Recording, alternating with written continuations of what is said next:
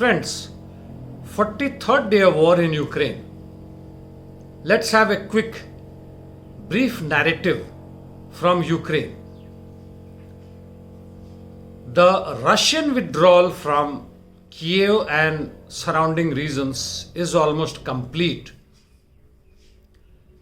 There is a big question here. Why did Russians, of course I mean Russian military, put up such a huge effort, almost 30 to 40 kilometers long column of military moving towards Kiev in initial days of war, first week or so, surrounded Kiev, attacked, captured many of the regions in north, northwest, even south and southeast, all around, shelled heavily in the military installations in Kiev.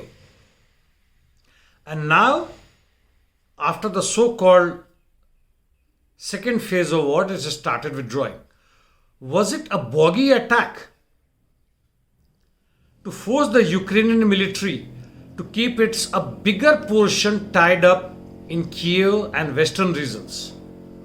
Possible. Anyway, let the military historians ponder over it, write over it, which will follow after the war. Many more other pieces of information will follow after the second phase or maybe third phase or eventually when the war comes to an end. Now let us see what is happening in eastern Ukraine, south as well as north. Mariupol story is almost over, except that in southern Mariupol, despite more than 200 Ukrainian Marines having surrendered, there still seems to be some resistance, which is being cleared by Russian military in bits and pieces. Anyway, that is not going to deter its further plan. It's moving westward from Mariupol, Mykolaiv and Odessa. Odessa is under heavy shelling, which last 2 days I have not been talking, just giving you some hint through video. And so is in Kherson. Kherson is almost finished as far as Ukrainian resistance is concerned, or if there is any, we will come to know shortly. Coming to north, Kharkiv and surrounding regions, east of Kiev, Kiev, the shelling is on. Western Ukraine is by and large free from this shelling, whatever the reasons. Lviv and other regions. Occasionally we hear, and even naval shelling do occur, but not in huge amount.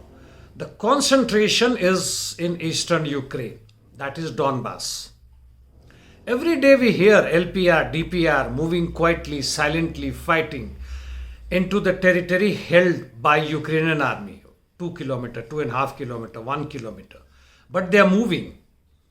The earlier estimation that the entire Donbass will fall within weeks is not there. The balance of power is not totally one-sided in the hands of Russian military. Russia is fighting not only against Ukrainian army but other 30 NATO countries, armed some nations, intelligence. Intelligence is very important, friends. The real-time information converted into intelligence. Their satellites all glued in Ukraine, in addition to armed some nations. Latest anti-tank, anti-aircraft missiles, rockets, MLRS, etc., being supplied, worth billions and billions. And even the recent thing like yesterday also, if you have seen, many French, German, NATO top level officials are trying to run away from Mariupol in helicopter and being shot down. What were they doing there? Naturally, they were part of this war, trying to guide. And the so-called mercenaries, who were they? Mercenaries can't be overnight warriors, learning nothing about the latest modern warfare and using the modern equipment. They knew how to use them very well. even for shoulder launched missiles and guns and all that, you need to be part of that. Need to be trained with them for few weeks, if not months. And they were nothing but NATO trained soldiers. And of course, once they die, they die. Their family may or may not be even informed. Well, so that is the part and the present situation of Donbass, where the Russians, with whatever military wherewithal they have, they are trying. Naturally, they do not have enough to continue their war, to capture Kiev, even invest and continue their onward fight in eastern Ukraine. Not possible. Whatever preparation they had done after 42, 43 days of war, it's very difficult. Anyway, so that is the situation. And we cannot forecast when the war is coming to an end.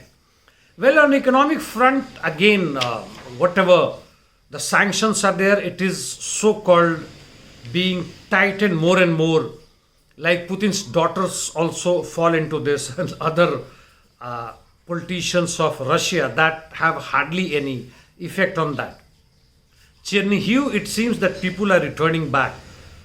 It is good. European Union trying to intensify the sanction, but few are opposing that and continue buying gas, energy and other things from Russia, and they include Greece, Austria, Hungary and even Germany.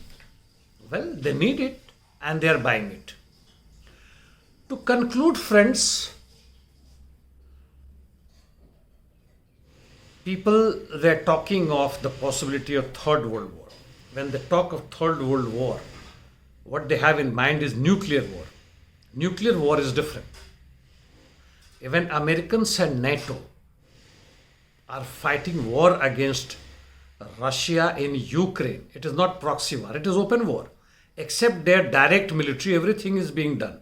Arms of nations, satellites, guidance, economic sanctions, plundering of Russian banks, capturing, nationalizing their companies, everything possible they are doing. In UNO, they are trying to throw out Russia from UN human rights bodies, as well as they are pondering if Russia can be thrown out from UN Security Council. If that be so, the UNO is almost as good as this fact. But you can make out that they are trying, USA is trying for single polar world. Its own unhindered empire. Minor here and there resistance continues. These resistance continue even in Israel. They continued even in Nazi Germany and fascist Italy by the people. It is continuing in India and Brazil. It continues. China silent at this moment, and neutrality rather, is amazing. Well, you people think about it. I will not talk on this because it will divert my talk quite a lot. But otherwise, third world which I am talking about, it is on, friends. 1 versus 1 plus 30. And the war is on by the oligarchs, finance, be it fictitious form, finance capital, be it in fictitious form, fake like cryptocurrencies, war industries versus the working people of the world. Isn't it? There's nothing much to think about it. The war is on in Sudan, Ethiopia, Syria, Yemen, Palestine. Latin American countries at present seems to be little quiet, but it is on. Afghanistan, Iraq, Iran, everywhere. What third world are we talking about? The world possesses more than 600 trillion worth wealth. The dead condensed labor of the working people of the world, of our previous generations till now. it want to grow further. And how? In this form of war. Some of my left friends have said that war is destroying their wealth. Don't be so naive, friends. War is essential for concentration and accumulation of these wealth being created world over. And secondly, to crush your mind and if any united resistance of the people.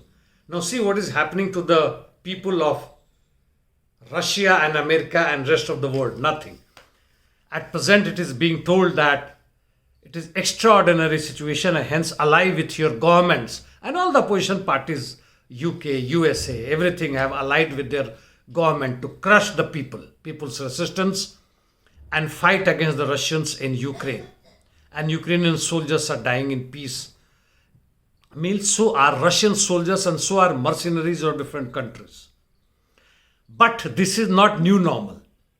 This is like black hole. It got to explode. Black hole is not end of the matter of the world. It explodes, but black hole explodes in a natural process. Physical forces. When the gravitational force is not sufficient to hold all the masses inside the black hole. Here the new normal has to be exploded by us consciously. That is the different. And same time, if we rise, we revolt, we have to fight against global rising prices of all food and energy, climate crisis, and all these oligarchs and most stupid, bloody imbecile leaders all over the world controlling us, ruling us, and telling us to be nationalist and fight for their cause. Thank you, friends.